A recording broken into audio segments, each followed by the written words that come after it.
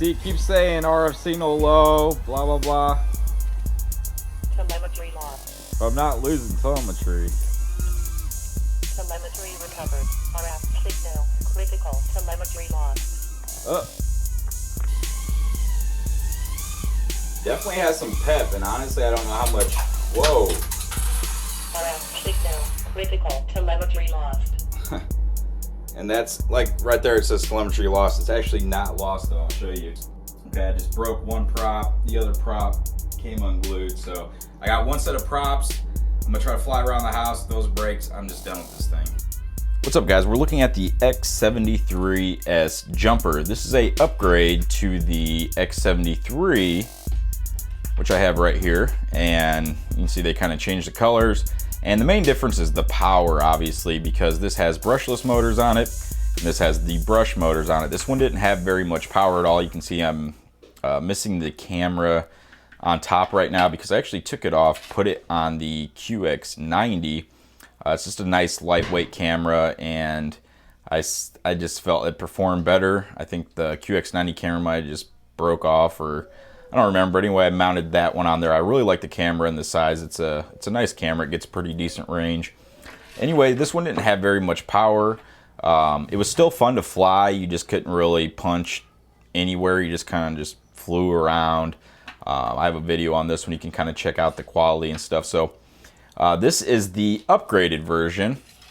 And I've had this now for a while, and I've had a little issues with it. First off, the props. I'm going to go off some of the things that kind of brought me some problems.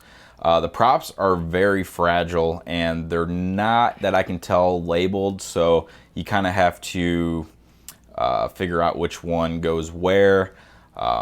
Also, the camera on it, I still like the camera. The camera's fine. I actually haven't put the FPV goggles on. We're going to test that here in just 1 second.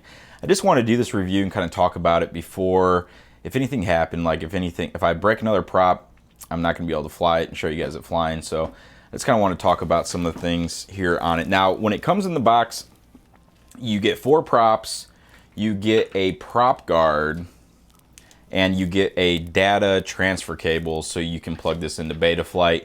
I couldn't get it to register on my Mac. I don't know if it's a Mac issue. I don't have the right drivers, but I just could not get Betaflight to open. But I was able to get this paired with my Tyrannus very easily, and I got it up in the air. But the thing is, the first time that I tried to take off, the prop flew off, and the prop literally just landed on the ground and broke. That's how fragile it was.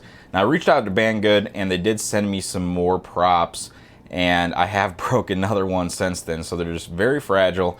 And now the issue I had with the actual prop guard, it comes off. You have to remove the props. They just pop off, and then remove all these screws. And when I had my prop guard on there, some of the screws weren't long enough to actually grip the motor mounts so I could make things tight. And I actually took this thing on and off twice just because I had it on, and then the prop broke, and then I took it off, put it back on again, and I just because I wanted to save the props. But the thing is, I couldn't get it, so I actually tried to make some changes to it by kind of drilling out the inside so I can just have it rest on there, and I was going to kind of try to glue it to this the circuit board, or the frame of it, but that just didn't seem to work out. And in the midst of everything, while I'm on here, I ended up disconnecting, or these wires came loose here on the bottom, so I had to resolder that, and my soldering gun's just really too big to actually do that. So and then in the midst of everything, while I'm taking off the props and trying to put this guy on, I end up actually, which motor is it here? I actually the screws stripped out. So now what I think I'm gonna have to do is find some way to get them screws to stay in there, probably glue it. So I'm gonna kind of rig this thing up a little bit before flight. But I know it does have some power just from hooking it up and experimenting with it. It does not come with a battery, so you have to get a battery and a battery charger. This is really the basics right here.